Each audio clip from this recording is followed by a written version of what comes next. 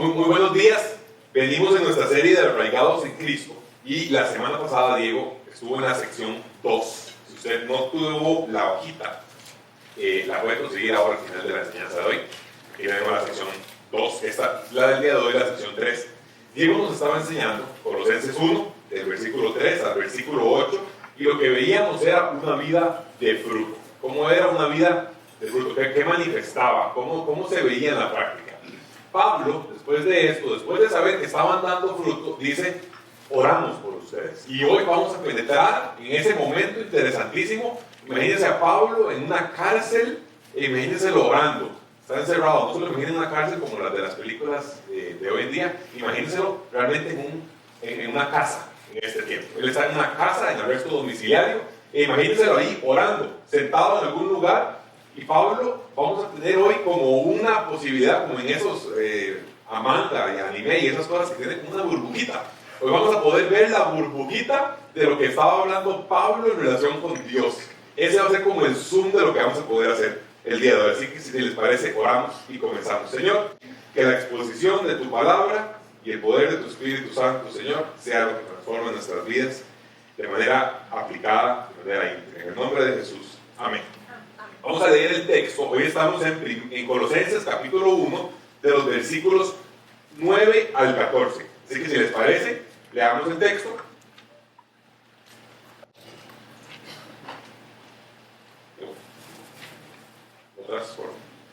Dice en Colosenses capítulo 1, versículos 9 al 14. Por eso, desde el día en que lo suplimos, no hemos dejado de orar por ustedes. Pedimos que Dios les haga conocer plenamente su voluntad con toda sabiduría y comprensión espiritual, para que vivan de manera digna del Señor, agradándole en todo. Esto implica dar fruto en toda buena obra, crecer en el conocimiento de Dios y ser fortalecidos en todo sentido, en toda situación, dando gracias con alegría, como que me dije un pedazo, ¿no? Bueno. Esto implica dar fruto en toda buena obra, crecer en el conocimiento de Dios y ser fortalecidos en todo sentido con su glorioso poder. Así perseverarán con paciencia en toda situación, dando gracias con alegría al Padre. Él los ha facultado para participar de la herencia de los santos en el reino de la luz. Él nos libró del dominio de la oscuridad y nos trasladó al reino de su amado Hijo, en quien tenemos redención, el perdón de pecados. El versículo 9 inicia con una palabra que usted puede traducir de ciertas formas. Dice por eso. También podría decir por lo tanto. Siempre que usted vea en la Biblia la frase eso, o sea, la palabra por eso, usted debería preguntarse ¿cuál eso? O sea, ¿de qué está hablando cuando dice eso? Pues dice por lo tanto, bueno, ¿cuál tanto? ¿Qué es lo que estaba diciendo justo antes? Entonces, el versículo 9 nos recuerda lo que estaba Diego enseñando de los versículos 3 al 8, que estaban dando fruto, que les estaba yendo bien, o sea, que estaban haciendo las cosas bien. Y entonces, solo con esto ya tenemos tal vez una intención diferente de lo que usualmente hablamos cuando hablamos de oración, porque si usted va a un grupo usualmente, lo que va a recibir es que la gente cuando pide oración o peticiones de oración, ¿por qué oramos usualmente? Por mi tío que está enfermo y por esta función, este trabajo que no he tenido, que no está yendo bien, y está bien, no hay nada malo con orar por las cosas que queremos. O sea, al final de cuentas, pues nos llamó a pedir también, a hablar con el Padre y presentarle nuestras peticiones. Pero usualmente, cuando alguien nos pide oración por algo y luego se cumple y le está yendo bien, usted agarra, ¿qué hace usted? Usted tiene la lista de oración y lo agarra ahí, lo borra. Porque ya se logró y está listo. Entonces, iba a aplicar un trabajo, oramos por el trabajo. Pero cuando ya lo agarró, dejamos de orar. Y cuenta que le está yendo bien, todavía menos oro. O sea, ya, si medio me acuerdo, digo, no, Dios guarde, no voy a orar por eso. Porque al final de cuentas, creemos que la oración es como para, ¿verdad?, obtener este tipo de cosas que podamos agarrar. Y cuando ya está ahí, ya dejamos de orar por eso. Y Pablo está haciendo un ejercicio aquí completamente opuesto. Él dice, les estaba yendo súper bien y por eso, desde el día que nos dijeron que les está yendo súper bien, que están dando fruto, que están viviendo, que están manifestando, digamos, la gracia de Dios, desde entonces no hemos dejado de orar por ustedes. Entonces es como contraintuitivo, inmediatamente nos va a llevar a una aplicación que podemos ver hacia el final de la enseñanza de hoy.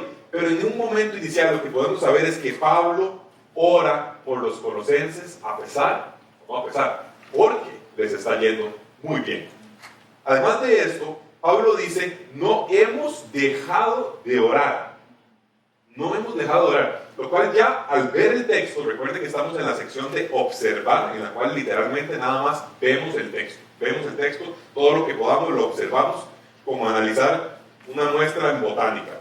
Entonces, no hemos dejado de orar. La primera pregunta que yo me hice cuando vi ese texto es, ¿qué significa no hemos dejado de orar? O sea, Pablo de verdad pasa 24/7 orando, cada vez que se despierta.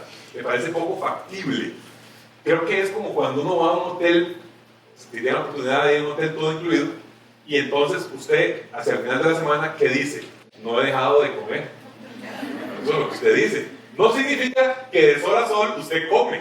Lo que significa es que está comiendo bastantes y que tiene deuda con el gimnasio y deuda con la bicicleta y deuda con ir a correr después de eso. Creo que es una frase que Pablo dice, dando a entender, cada vez que oramos, los tenemos presentes. Y además oramos frecuentemente por eso. Entonces, me parece que podemos entender este 9 como que Pablo está diciendo, les va muy bien y cada vez que estoy orando, oro por ustedes. Los tengo súper presentes. Esta es la sección número 1 en la que sabemos simplemente cómo es la cultura de oración de Pablo, del apóstol Pablo. Después de eso, justo en el punto, dice, pedimos que Dios, y nos va a relatar ahora sí la burbujita. Vamos a ver qué es lo que ora el apóstol Pablo por los creyentes de Colosas. ¿Cuál es el contenido? ¿Y cómo ora Pablo a final de cuentas? Entonces, podemos ver lo que he llamado a esta sección el contenido de la oración. Dice, pedimos que Dios les haga conocer plenamente su voluntad. Eso es lo número 1. Si usted está tomando apuntes, puede tomarlo esto como la sección B, el punto número 1. ¿Cuál era la A? La A es esta de aquí. Perdón que yo no sé escribir, me van a disculpar eso. Pero esta es la B, y dentro de la B dice, pedimos que Dios les haga conocer plenamente su voluntad. Conocer plenamente su voluntad es la sección número 1, la petición número 1. ¿Qué significa conocer la voluntad de Dios? Tema amplio. La idea de voluntad de Dios es una frase de esas del mundo cristiano que está como en las nubes. Que Dios te muestre su voluntad y usted dice, sí, amén, ¿y cómo? El cielo se levanta y sabrá si la voluntad de Dios usted no la ve en el rótulo en la calle y no está seguro de cómo hacerlo. La próxima semana, si Dios lo quiere, de hoy en 8, tendremos un podcast en el que vamos a profundizar en el tema la voluntad de Dios y los cristianos tomando decisiones. Porque muchas veces la voluntad de Dios ha sido como ese parámetro a partir del cual definimos cómo tomar decisiones. Ejemplo, usted tiene que tomar alguna decisión importante en su vida, servir al extranjero, casarse o no casarse con esa persona, etcétera, etcétera. Y entonces, la frase es que Dios te muestre su voluntad. O le estoy pidiendo a Dios hacer su voluntad, que es algo muy bueno, pero el problema es cómo se materializa.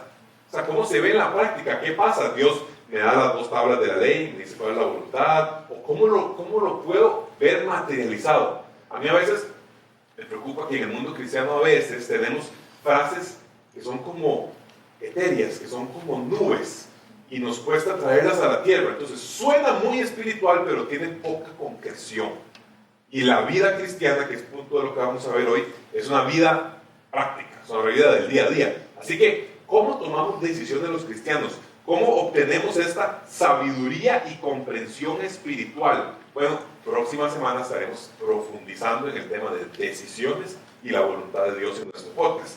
Por el momento, lo que les puedo adelantar es lo siguiente, que definitivamente la revelación de Dios la podemos ver hoy con claridad absoluta en este libro. En la palabra de Dios usted puede estar absolutamente claro y seguro de que lo que está viendo es la revelación de Dios. En el mundo del día de hoy podemos conversar acerca de otras fuentes que la gente toma como puntos de revelación, pero la palabra de Dios es garantía de que si usted está leyendo el texto bíblico, usted está leyendo lo que Dios piensa y lo que Dios quiere. Si necesita escucharlo en su cabeza, pídale a un hermano que se lo lea en voz alta. Entonces usted está así y se lo lee en voz alta, entonces usted lo escucha. Y si está con los ojos cerrados, entonces también usted lo escucha. La palabra de Dios es la compilación de todo lo que usted y yo necesitamos conocer para vivir esta vida en cuanto a la revelación de Dios. La revelación de Dios ya fue dada, en Cristo Jesús manifiesta de manera plena, y la Biblia es el texto con el canon que fue cerrado, a partir del cual sabemos cómo podemos vivir una vida plena. ¿Qué nos dice la Biblia? ¿Qué nos muestra la Biblia? ¿Qué es la Biblia? Usted va y pregunta esto en la calle, ¿qué le dice la gente?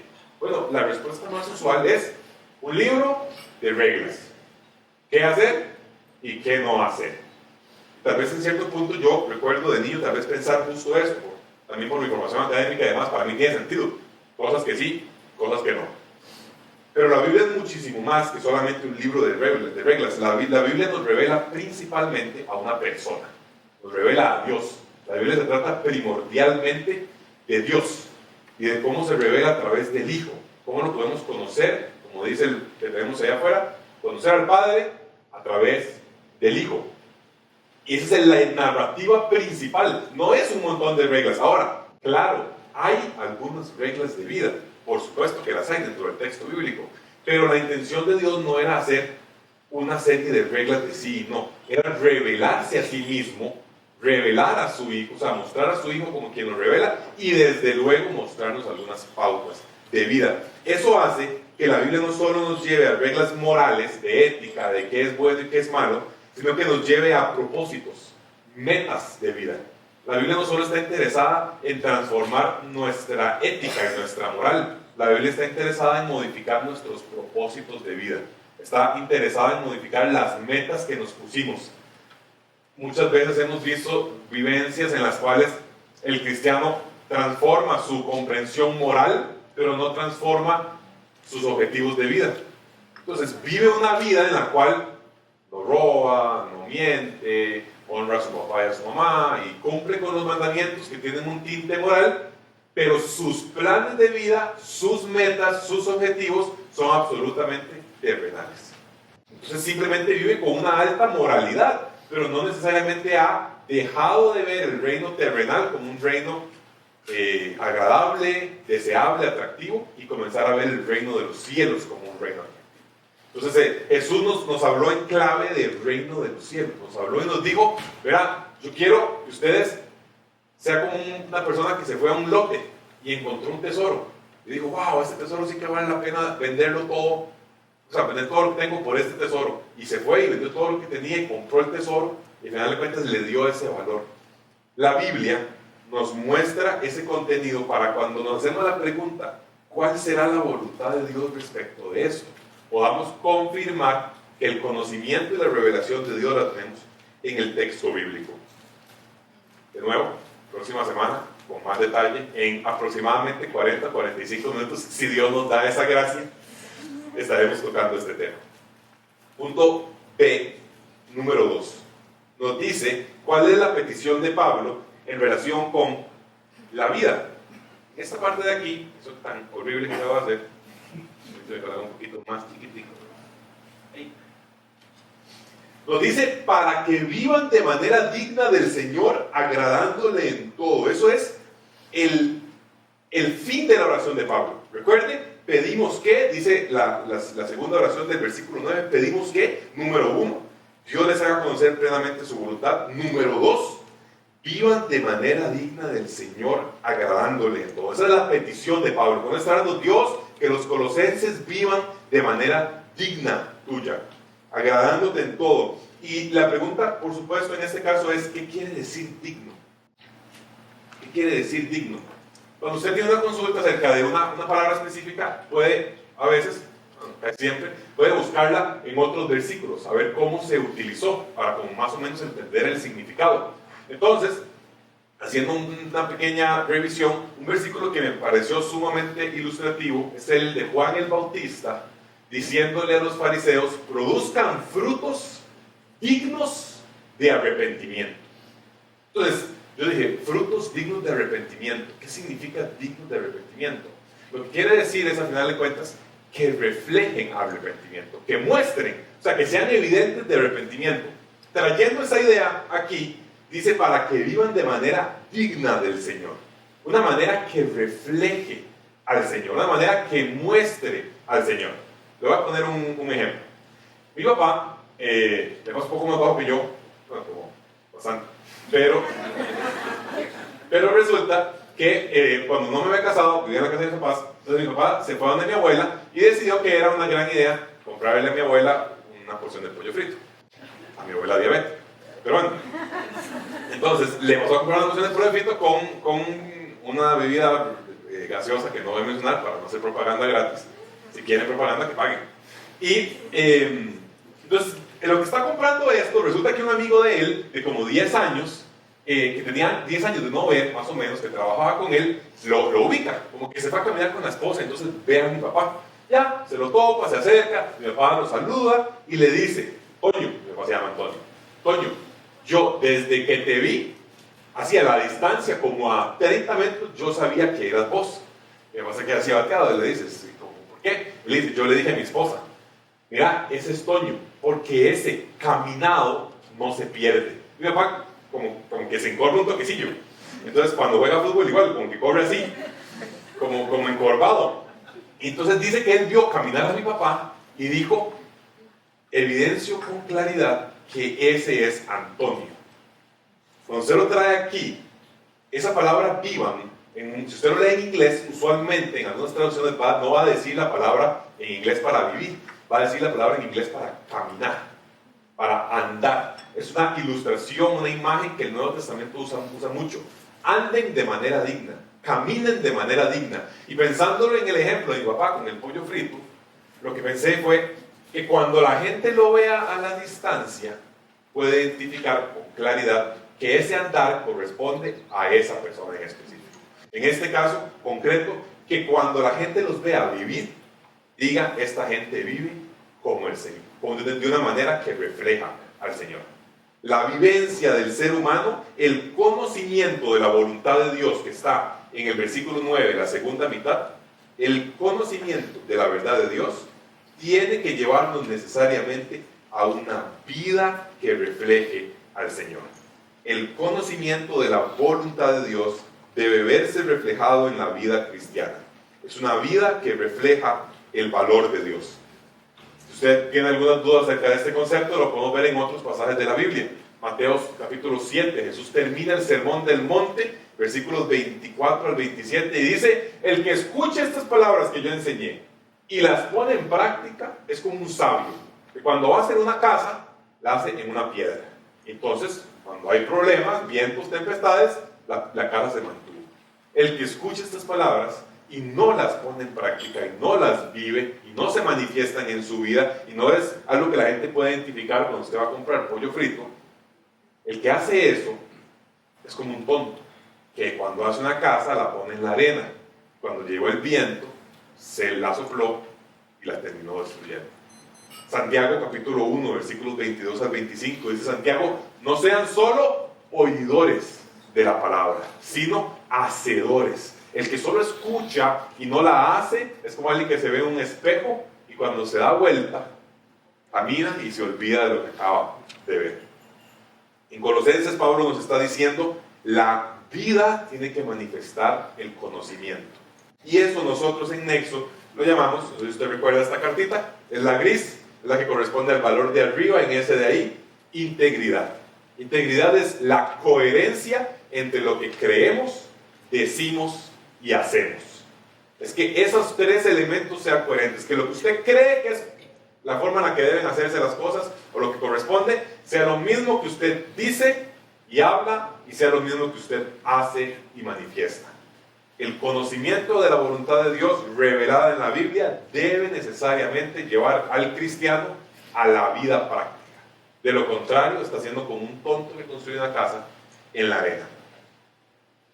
Punto número 2, la vivencia y la integridad en relación con la voluntad de Dios. Después de esto, Pablo nos lleva al punto número 3.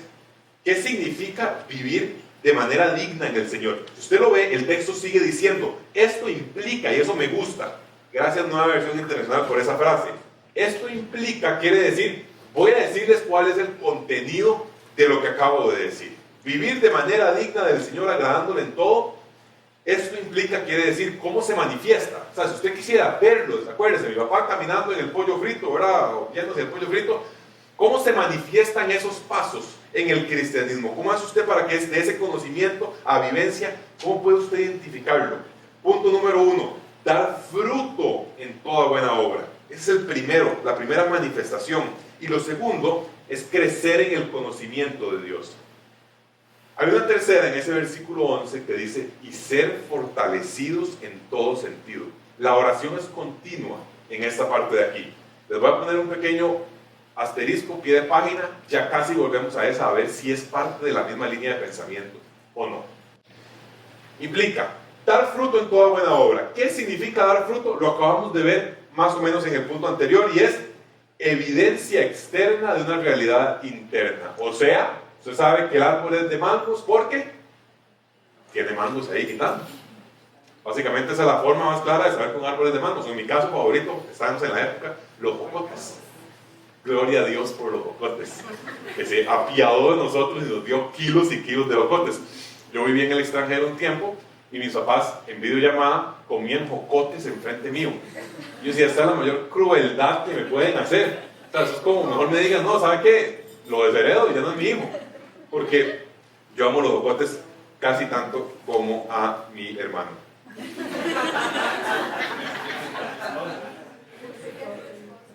No, si decía la esposa, me comí un bronco. Un bronco. Fruto simplemente es que lo que está dentro se manifieste.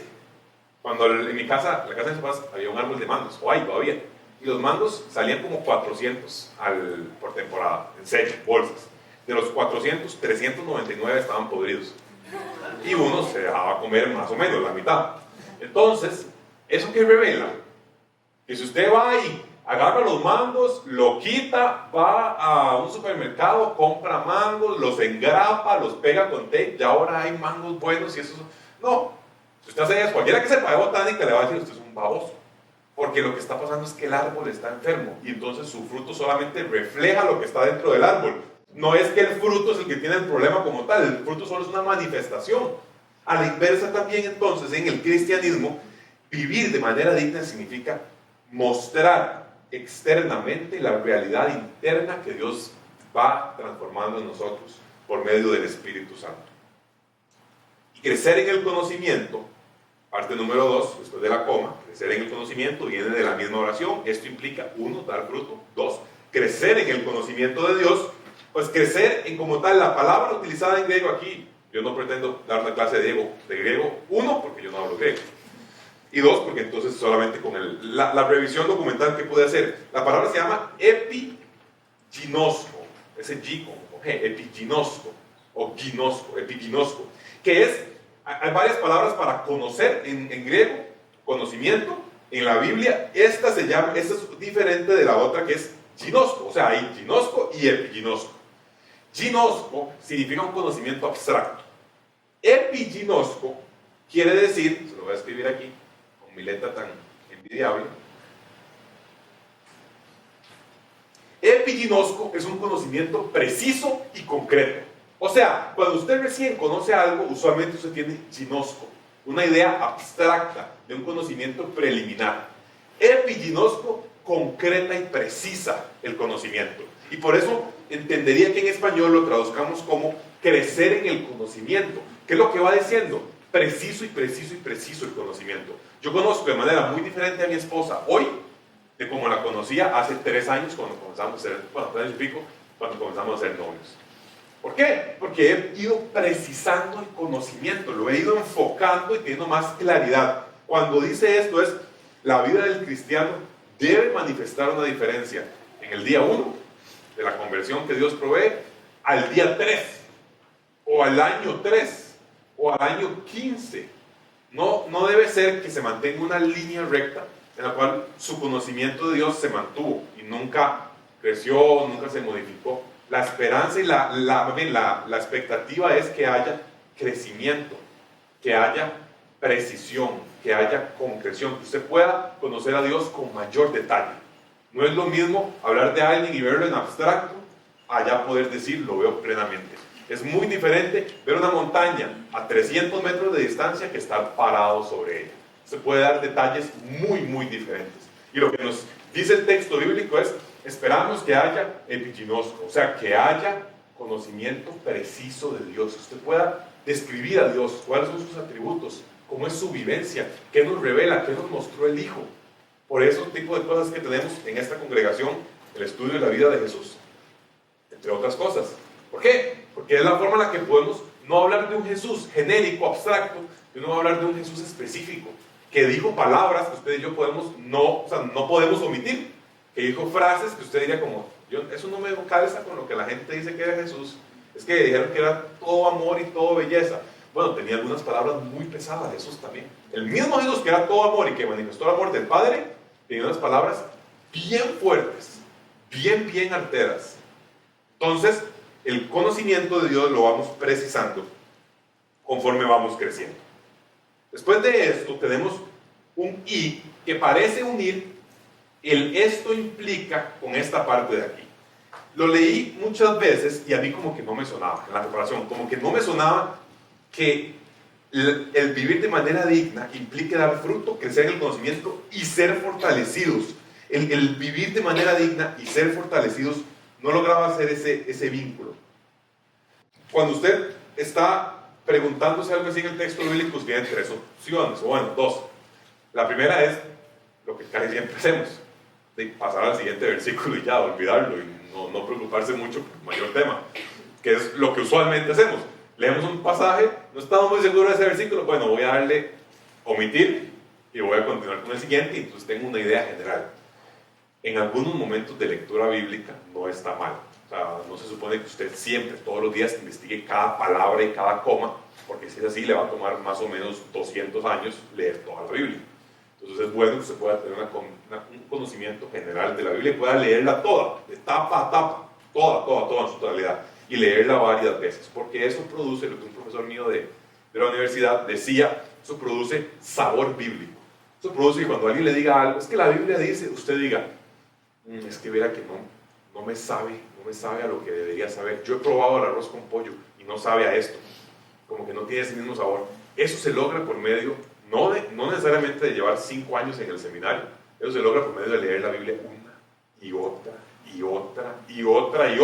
hasta que el día que usted se muera. Toda, o sea, Antiguo Testamento también, o sea, números también, sí. O sea, ¿cuántos había en la tribu de Judá? Sí, también esa parte. Pero cuando usted tiene ese saborcito, bueno, me desvío un poquito. El punto final de cuentas es, lea la Biblia, pero hay momentos en los que queremos exponer un texto y queremos hacer nuestras preguntas. Entonces yo me enfrento al texto y digo, no estoy seguro, o sea, no sé qué quiere decir. Entonces, ¿qué podemos hacer en esos momentos? Uno, esto, observar, seguir observando. Hay un ejercicio muy vacilón que es que usted le ponen un pez al frente y le dicen, describa el pez. Usted dice, bueno, es un pez. Se murió. O sea, ya está ahí, tostado, listo. El día siguiente, usted lo observa 2 horas más, usted va a poder decir que tiene ojos y cómo son las escamas. Y va a poder decir cómo tenía la cola. Pero si usted lo observa un poco más, usted va a poder abrir la boca y ver los dientes. Y va a ver cómo tiene las branquias. Y luego va a ver qué tan grande era el pez. Y luego tal vez va a ver alguna herida que el pez tuvo cuando tenía 2 años en la celebración. Estaban cantando queque y explotó el queque ahí en el mar. Y listo. O sea, al final de cuentas, mientras usted más vea, el que más ve, más saca. El que más observa, más puede definir. El que más ve a una persona le puede dar más características. Y en este caso, observar el texto por más tiempo ayuda. Se lo digo porque yo mismo estaba un poco confundido por el texto y lo que hice fue verlo varias veces. O sea, volver a leerlo y verlo otra vez y decir cómo calza y hacerle algunas preguntas básicas como es que no entiendo y no sé cómo acomodarlo. Y otra buena práctica es páselo a otras versiones. Léalo en otras traducciones de la Biblia. Nueva Versión Internacional, que es la que estamos utilizando en este momento, tiene una manera específica de traducir la Biblia, que es diferente de Nueva Traducción Viviente y que es ligeramente diferente de Reina Valera Contemporánea. Léalo en otras. Si usted lee Nueva Traducción Viviente, se la tiene por ahí, va a ver que esta parte de aquí, incluso esto de aquí, incluso empieza un nuevo párrafo. Y si lo lee en Reina Valera Contemporánea, va a ver que tiene una oración distinta.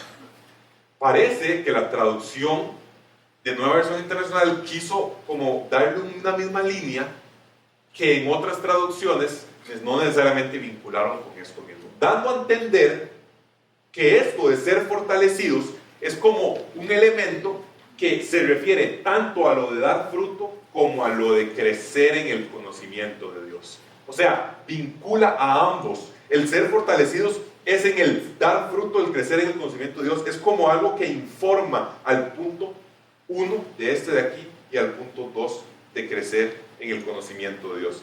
Así que, después de observar, después de hacer las preguntas, a lo que podemos llegar es que yo llegaba a la conclusión, y es mi propuesta ante ustedes, no tienen por qué creerlo, pueden hacer su análisis, de que ese 11 realmente debería ir separado, y ese fortalecidos es una petición de Pablo en sí misma. Es que también sean fortalecidos mientras dan fruto y mientras crezcan en el conocimiento. Y ser fortalecidos, entremos entonces nada más en el detalle de ser fortalecidos ¿para qué? Y la respuesta es ser fortalecidos en todo sentido, y dice así, y esta palabra es clave, porque ser fortalecidos así, ese así quiere decir de esta manera, o sea, de esta forma, por medio de ser fortalecidos, perseverarán con paciencia. A través de ser fortalecidos, perseverarán. O sea, si usted es fortalecido, la consecuencia, ese así nos expresa una consecuencia. Perseverarán con paciencia en toda situación y con mucha alegría darán gracias al Padre. El fin del ser fortalecidos con poder es perseverar con paciencia en toda situación. O sea, fortalecido en todo poder no es para tener grandes manifestaciones de poder y usted ahora mueve el mar y lo transforma, sino que este fortalecidos en todo poder es un poder para perseverar, es un poder para aguantar, es un poder para sufrir. Porque usted dice, ¿de dónde sale esto en el texto? Bueno, sale del contexto que vimos en la primera sección de Colosenses. ¿Qué fue lo que vimos en esta? Que esta gente está sufriendo dificultades porque les están llegando unos legalistas a decirles, usted más o menos, pero le falta porque no está cumpliendo las reglas. Y están llegando otros que llegarían a llamarse los gnósticos, que le están diciendo, muy bien, pero les falta un conocimiento adicional. Y entonces la gente está un poco atribulada, no sabe realmente, digamos, si tiene el Cristo suficiente o no, o si le falta todavía un poco. Entonces están sufriendo presiones en su fe acerca de, o por medio de otras personas que están diciéndoles, ustedes casi pero todavía no, casi pero todavía no. Entonces hay presión y además, por supuesto, en esos conceptos los podemos saber, los judíos que pasaron a ser creyentes sufrieron persecución de los mismos judíos. Eso lo sabemos por el contexto bíblico. Así que ser fortalecidos con poder será para perseverar. Y aquí hago referencia a lo que decía Adriana en su ministerio, que se llamaba, ¿cómo se llama el ministerio de Adriana? Dunamis. Fortalecidos viene de la palabra dunamis en griego. Poder es la palabra dunamis en griego. Y aquí sí estoy fregado porque yo me iba a inventar una interpretación y ya ahora Adriana no me va a dejar. No, dunamis es la palabra de la cual sacamos la palabra dinamita. Y es la palabra griego de la cual sacamos la palabra dinámica o dinamismo. Es de esa misma. Dunamis es porque es con una Y, entonces se pronuncia du, pero es como dinamita. Entonces, este boom que usted produce, piensa en dinamita explotando. Cuando usted piensa en dinamita explotando, usted usualmente piensa en un desastre. O sea, usted piensa en una montaña que sale y quedan 1000 pedazos. Pero lo interesante es que el concepto es contraintuitivo aquí. La mayor fuerza y manifestación de poder y peso y boom se manifiesta como perseverar con paciencia. Y perseverar con paciencia en nuestra cabeza es lo más pasivo que hay en el mundo. Es como así. Mientras que dunamis es ¡pah! O sea, es TNT, es dinamita. Y perseverar con paciencia es como aguantar. Entonces, lo que nos está diciendo el texto, lo que nos está diciendo Pablo a partir de aquí es, Dios va a operar su poder manifestado, su poder tan fuerte, en que ustedes puedan sostenerse, en que puedan ser sostenidos, en que puedan aguantar. ¿Aguantar qué? Las dificultades del mundo, que puedan aguantar las dificultades de su contexto religioso en este momento. Así que lo que les está diciendo es, aguanten la fe, sostengan la fe, no dejen de estar en la fe, o sea, no apaguen la fe, traten de, o sea, manténganlo todo lo que pueda, pero, sean fortalecidos. Y esa palabra es importante aquí. Mariana es filóloga, si usted no sabe, Mariana Vargas, que se va para París ya casi, ulala. Oui, oui, baguette. Y ser fortalecidos, ay Dios santo, ser fortalecidos está en lo que se llama una voz pasiva. Eso quiere decir, la diferencia básicamente es la diferencia entre golpear y ser golpeado. Cuando usted golpea, usted pega el puñetazo. Cuando usted es golpeado, usted recibe el puñetazo. Ser fortalecidos no es que usted se fortalece, no es que usted ejecuta la acción de fortalecer, es que usted recibe la acción de fortalecer. El fortalecimiento viene de parte de Dios. Perseverarán con paciencia, y esta es la clave para perseverar. Esta es la clave de cómo usted persevera en este mundo, de acuerdo con Pablo, con alegría y con gratitud. Si usted quiere recibir perseverancia, si quiere hacer un queque, harina con huevos y demás cosas. Si quiere perseverar con paciencia, alegría y gratitud. Ahora, no me gusta tanto la palabra alegría en Nueva Versión Internacional. Me parece más linda Reina Valera, que dice gozo. Me gusta más, porque alegría suena como a felicidad en nuestro día a día, pero gozo nos hace pensar en ese sostenimiento, ese fortalecimiento que tenemos de parte de Dios para, en medio de la dificultad, mantener una actitud que lo vea a Él. No esperar simplemente que la situación cambie para que todo sea jiji, risas y alegrías. Entonces, a ver, la versión internacional hará lo que quiera, pero a mí me gusta más gozo. Entonces, perseverar es igual a gratitud más gozo. Perseveraremos con paciencia si somos agradecidos, si le pedimos a Dios el fruto del Espíritu, que es el gozo. Y luego viene una parte en la que usted dice: Pablo, te fuiste de rayo. O sea, seguro estabas hablando de otras cosas y se te olvidó que estabas escribiendo y comenzaste a hablar de un montón de cosas. Es como, ¿esto qué tiene que ver con lo que está pidiendo? Él los ha facultado para participar de la herencia de los creyentes en el reino de la luz, los libró del dominio de la oscuridad, trasladó al reino de su amado Hijo. Tenemos redención y perdón. Y usted dice: sí, esto es otro, o sea, esto era otra carta. Esto fue que están haciendo copy-paste, copiaron mal y se les olvidó borrar esta sección. Yo también pensé lo mismo hasta hace como 5 días. Y luego dije: dígame si esto que está en verde no es la manifestación más plena de por qué dar gracias. No es la razón más pura de por qué dar gracias. Usted necesita una razón que nunca más en la vida va a cambiar. Usted puede dar gracias por su esposa, pero cuando esté enojado no va a dar tantas gracias.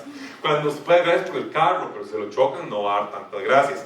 Pero usted nunca le va a variar la situación de que Dios lo haya facultado para participar de la herencia de los creyentes, lo libre del dominio de la oscuridad, lo haya trasladado al reino de Cristo y tengamos en Él redención y perdón de pecados. Eso nunca va a cambiar. Estaba leyendo un pasaje en Primera de Pedro, se lo compartí a algunos amigos. Dios nos habla, incluso en Primera de Pedro, de proteger nuestra fe. Me parece lindísimo. Así que ese pasaje final que está en verde, con conchetas verdes, básicamente creo que lo que Pablo estaba haciendo era dándoles el ejemplo máximo de cómo estar agradecidos, o una razón principal de por qué estar agradecido. Usted requería estar agradecido por algo y no sabía en qué pensar. Los colombianos no tenían nada que agradecer. Pablo les dice: claro que sí, ahí está todo. Agradezca por esto, para que persevere con gozo que viene del Padre, con gratitud por esto, usted persevere con paciencia en la vida. Y entonces ese fortalecimiento lo lleve a seguir dando fruto, a seguir creciendo en el conocimiento de Dios, que manifiesta su conocimiento de la voluntad de Dios. Sobre este pasaje verde vamos a profundizar cuando vayamos al capítulo 2, versículos 13 al 15, solamente por si usted quiere hacer una referencia cruzada ahí. Ese es nuestro pasaje, ese es el texto. Solo me tomó 40 minutos presentar todo. Entonces, bueno, gracias. Vamos a ver algunas aplicaciones. Yo puedo borrar todo esto, ¿verdad? Linda. Esta parte de interpretar es para que usted haya hecho todas las notas que correspondieron en toda esta sección, y luego pasaremos a aplicar. ¿Y qué es aplicar? Aplicar es la práctica en el siglo XXI de todo esto, porque si usted lo vio, pero al final de cuentas todo lo que vimos fue qué estaba diciendo el Espíritu Pablo a los colosenses en el siglo I, pero ¿cómo se ve esto en el siglo XXI? No sé si alguno de ustedes está sufriendo una influencia gnóstica, no sé, pero tal vez podemos ver realidades diferentes. Y entonces la primera pregunta que nos hacemos es: ¿por quiénes y por qué oramos? Quiero que usted se lo pregunte y ojalá pueda incluso responderlo. ¿Por quiénes y por qué oramos? Recordemos el punto. Pablo oraba por ellos, a pesar de que le estaba yendo bien. No solo porque le estaba yendo mal. No le estaba yendo mal, estaban sufriendo cierta parte, sí, pero le estaban yendo bien en cuanto a su manifestación. Gracias, Diego. Ahí está bien. Entonces Pablo decía por eso, punto A, por eso, por quiénes y por qué oramos. Entonces ahora usted lo puede responder. ¿Por quiénes ora? ¿Y por qué ora? ¿Por el dedo que se golpeó y que está un poquito morado? Que está bien orar por eso, o sea, no hay nada malo. Dios no es como que dice, no, oración inválida. Es por orar por lo que quiera, por lo que quiera. Que Dios lo vaya a hacer es otra cosa. Es por orar por lo que quiera, al final de cuentas. Pero ven que Pablo nos mostró un esquema de oración diferente, un esquema de oración en el cual podemos identificar, orar por aquellos que sabemos que están buscando vivir la vida en el Señor y dando fruto. Eso significa, ore por el pastor, pero principalmente ore por buen, por paciencia, por gracia, y sobre todo también por Lucas, Gael y Felipe. En realidad ore por toda la familia de Diego, o sea, todo lo que está alrededor de Diego, ore por ellos. ¿Por quiénes y por qué oramos? El contenido de la oración nos mostró, en primer lugar, acerca de conocer la voluntad de Dios. Y ahí simplemente lo que les diría es: conocemos la palabra de Dios. O sea, leemos la palabra de Dios. Leemos el Antiguo Testamento. Ezequiel 16, gran pasaje. Estoy dormido. No, desde luego, la Biblia tiene pasajes duros, densos, pesados. Todas esas maldiciones de Isaías a los diferentes pueblos es como, sí, gracias Isaías. Pero a su vez, el otro día leía Levítico 12, pasaje típico de usted, ¿verdad? Insomnio a las 3 de la mañana. Levítico 12. Y después de ver todo lo de era el 12 o el 11, decía todo lo de la lepra, cómo funcionaba la lepra y cómo debían proceder. Y hay un versículo al final, uno, que dice: esto le mostró el Señor a los israelitas para enseñarles la diferencia entre lo puro y lo impuro. Y ese es un pasaje por el cual vale la pena haberse echado los 50 versículos anteriores de si la lepra estaba blanca y si estaba en la pared y si estaba en el pelo y no sé qué. ¿Por qué? Porque nos dice, ¿por qué Dios le estaba enseñando a la gente, a los israelitas, esas cosas? Para mostrarles que hay puro, santo, en los términos de Dios, e impuro, no santo. Y ese es un concepto general de Levítico. Es una pequeña pista de lo que Dios estaba haciendo dentro de Levítico a través de tantas leyes. Pero conozcamos la voluntad de Dios manifiesta, para que entonces podamos responder la pregunta: ¿cuál es la voluntad de Dios? Y podamos ir a algunos versículos en los que dice: esta es la voluntad de Dios, 2 puntos, y luego da la definición. Primera Tesalonicenses, que sean santificados. Este es un versículo. Si no conocemos la palabra, no va a suceder lo siguiente, pero si la conocemos, igual es un reto. Refleja mi vida el conocimiento. Refleja mi vida el conocimiento para vivir como es digno del Señor. ¿Lo refleja o no lo refleja? Y aquí obviamente todos somos puestos bajo la luz enfocada y todos salimos quebrados. Porque la verdad es que todos en este momento estamos pensando en dónde no refleja mi vida. Que me enojo con mis chiquitos, que le hablo mal a mi esposo, que en el trabajo soy un vago, que tengo tal problema que chismeo con todo el mundo, que paso perdiendo mi tiempo viendo videos que no sirven para nada, etcétera, etcétera, etcétera. O sea, todos al final de cuentas terminamos manifestando o viéndonos imposibles de alcanzar el estándar que Dios nos pospone, y por eso Jesús era no solo un regalo, sino que era absolutamente necesario, no había otra manera. Pero la pregunta al final de cuentas es no solo si mis actitudes morales están acoplándose, también es mi vida refleja al Señor. Si la gente me ve de allá Y dice, este chaval enrumba su vida de esta manera, con estos propósitos y estos fines. Estos dirían, ¿refleja o no refleja al Señor? Ahora, eso no significa que usted tenga que ir a meter a un monasterio todos los días para estar en oración y ayuno todo el día y no ver gente, y, ¿verdad? Esa fue la respuesta histórica. Bueno, no me voy a ir porque si no, no me va a ir. Si quieren que hablar del monaquismo, ¿verdad? Los monjes, y la parte histórica podemos hablar después en tiempo gratis. Pero la pregunta al final de cuentas es si nuestros rumbos de vida, nuestras decisiones, usted toma unas pocas decisiones esenciales en la vida, unas pocas que cambian el rumbo de su vida, un montón todos los días. Yo voy a decidir ponerme este pantalón que estaba arrugado, pero lo decidí y me vine. Pero al final de cuentas, sus decisiones que cambian vidas son como 10 tal vez.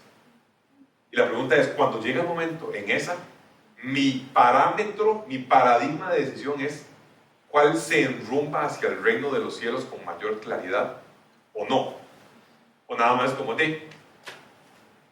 a hacer esto y ya.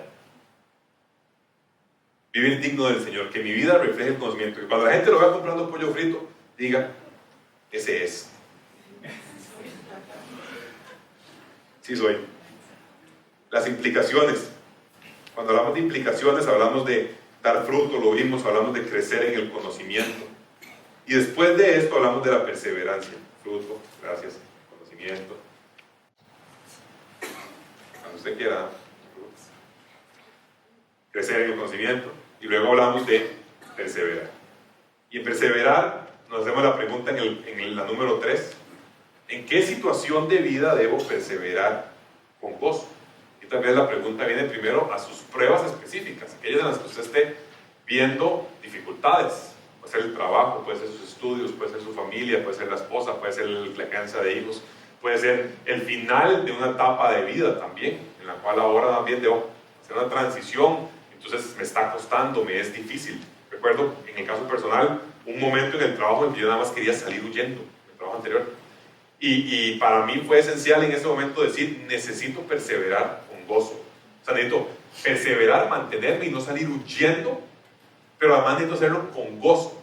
O sea, necesito no ir al trabajo queriendo ¿verdad? Salir al minuto 2, sino poder perseverar, poder, ¿verdad? Tener gozo en el proceso. Yo le decía, Dios, por favor dame gozo porque lo demás no tengo. O sea, no tengo nada más, solamente necesito gozo y necesito perseverancia para hacerlo y continuar haciéndolo. Y esa es una opción. Pero la otra me parece que es el momento social en el que nos encontramos. El cristianismo ya dejó de ser probablemente en Europa sin duda alguna. En Estados Unidos está transicionando y aquí le quedarán unos pocos años a lo que llamaremos la sociedad postcristiana. El punto de quiebre desde la época de Constantino el emperador en el siglo IV hasta ahorita, hasta hace unos años, en el que la moral, la vivencia, los valores, los fines y hablar de Dios era como lo normal y era como aceptado. Y estamos en el punto, y posiblemente pase en nuestras vidas, en el que eso va a ser así. Y ustedes y yo puede que volvamos a un periodo previo a Constantino, que lo que sufrió la iglesia en el periodo previo a Constantino, siglo IV, fue persecución sistemática. Ahora ustedes dicen, ¿qué más exagerado? O sea, no sea payaso, eso no va a pasar. No sé qué tanto usted ve las noticias. Hay una ministra finlandesa que hoy está siendo enjuiciada por haber manifestado ciertos temas en cuanto a sexualidad 15 años antes, en el 2008, y hoy estás sintiendo el efecto de esa presión. Hay personas en Estados Unidos que están perdiendo sus trabajos, que están teniendo que ir a la Corte Suprema de Justicia a establecer la posibilidad de no hacer cosas, de no participar en ciertas prácticas, porque a final de cuentas el Estado ya los está queriendo obligar. Y eso, ¿verdad? Estados Unidos pasa algo, estornuda y aquí nos da enfermedad terminal 15 días después. Pero esos 15 días ya vienen de camino y estamos en ese proceso. Que lo diga el silencio que estamos guardando los cristianos frente a una gran cantidad de temas. Todos creemos muchas cosas, hablamos aquí, pero guardamos silencio en los espacios laborales, en los espacios de deportes, en cualquier otro espacio que no sea el espacio de iglesia. Entonces, como ahora este es nuestro refugio para decir las cosas que pensamos, pero no las decimos, porque ya se volvió peligroso. E incluso el ataque a la fe ha venido en este mundo, no por necesariamente gnósticos, más o menos, me voy a ir un poco, pero, sino también por el cientificismo, el materialismo, el ateísmo, el agnosticismo. Y entonces vivimos en una sociedad en la cual realmente estamos en riesgo de que la fe sea mal vista, de que, bueno, ya casi que lo es, de que nuestra vivencia cristiana sea criticada. Y entonces, en este esquema, es peligroso que desfallezca. Y recordaba ese pasaje en Pedro y quería nada más leerlo, Pedro 1, versículos 3 al 5. Alabado Dios, el Padre del Señor Jesucristo, nos ha hecho nacer de nuevo, dice, para que recibamos una herencia indestructible, incontaminada, está reservada en el cielo para ustedes, y dice el versículo 5, es el que me encanta, a quienes el poder de Dios protege mediante la fe, hasta que llegue la salvación que se ha de revelar en los últimos tiempos. El dunamis, de nuevo, el poder de Dios que nos proteja. Y yo lo que digo es que el Señor nos proteja en nuestra fe, que no desfallezca y que sea lo suficientemente sólida para que en el momento de la prueba se sostenga. Cuando pasa, aquí también lo va a decir primero de Pedro, cuando sea como el oro que se acrisola al fuego, cuando pase por el fuego, se mantenga y no desfallezca, no decaiga. ¿Dudas sobre el cristianismo? Por supuesto. C.S. Lewis, el que escribió Narnia, las películas y eso, bueno, son libros, pero las películas también,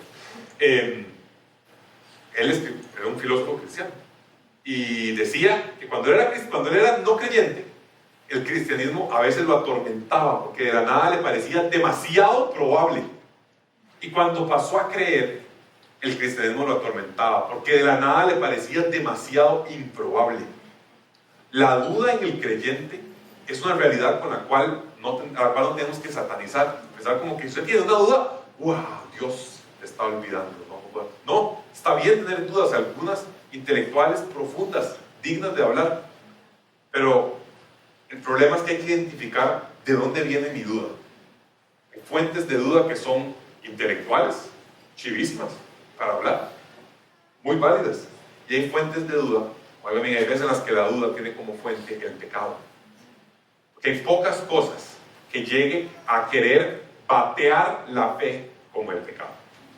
Su fin principal siempre es, no es ir al edificio en la parte de arriba, es ir a las bases y reventar la base. Así que, cuando estemos en dudas, cuando estamos teniendo dudas respecto del cristianismo, si es que así pasa, acerca de la vida cristiana, asegurémonos de que es una duda, si es una duda intelectual, o si realmente es solo una duda por pecado manifestándose y enmascarándose en una duda intelectual. Entonces es como cuando usted ya no quería andar con esa novia y está inventándose problemas para poder terminarla, saboteando la relación para no tener que decir es que realmente ya no quiero, y el que genera ese yo no quiero es el pecado. Y por último, recordemos que la gratitud y el gozo son las realidades. Entonces la consulta es, por supuesto, si la salvación y el perdón de mis pecados son realidades que vivo activamente. Recordemos, hace una semana tuvimos el podcast sobre la gracia. Usted podría también tomar ahí, repasarlo un poquito, para cómo vivimos la gracia. O sea, de nuevo, cómo la vemos en el día a día, cómo se ve cuando la tengo que poner en práctica, en diferentes instituciones de vida. Al final de cuentas, esto es una oración. Este pasaje que vimos del 1.9 al 1.14 era una oración, o es una oración, parece ser. Entonces, como es una oración, está confiando en el poder de Dios, no en el poder de los hombres. Cuando hablemos de conocer la voluntad de Dios y vivir digno y el fruto y perseverar, confiamos primeramente en el poder de Dios para sostenernos, para hacernos crecer, y después hagamos nuestra parte y llevemos a cabo lo que corresponda, como cuando hablamos de santificación, que dijimos, si Dios lo hace, si nosotros nos metemos de cabeza en eso. Oremos por todos, reflejemos conocimiento de Dios en nuestras vidas, perseveremos pidiéndole a Dios que nos